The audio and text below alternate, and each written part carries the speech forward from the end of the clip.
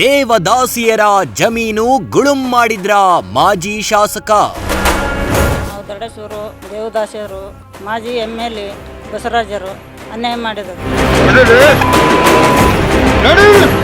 17 ಜನರ ಭೂಮಿ 30 ಎಕರೆ ಜಮೀನು ಕೇಳಿದ್ರೆ ದೌರ್ಜನ್ಯ. ಸಂಬಂಧಪಟ್ಟಂಗೆ ನಾವು ನಮ್ಮ ಜಮೀನಿಗೆ ನಾವು ಹೋದ್ರೆ ಅಲ್ಲೇ ಮಾಡಕ್ ಬಂದು ಸರ್, ಅವ್ರ ಮಕ್ಕಳು ಅವರು ಅವ್ರ ಹಿಂಬಾಲಕರು ಎಲ್ಲ. ನೀರಿಗಾಗಿ ಸಹಿ ಹಾಕಿ ಆಸ್ತಿ ಕಳ್ಕೊಂಡ್ರ ಏನಿ ದಡೇಸುಗೂರು ಕತೆ.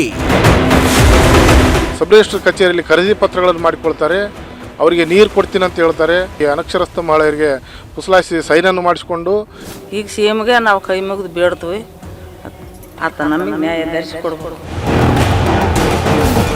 ನ್ಯಾಯ ಕೊಡ್ಸಿ ಸ್ವಾಮಿ. ವೀಕ್ಷಿಸಿ ಸಂಜೆ 7:30ಕ್ಕೆ.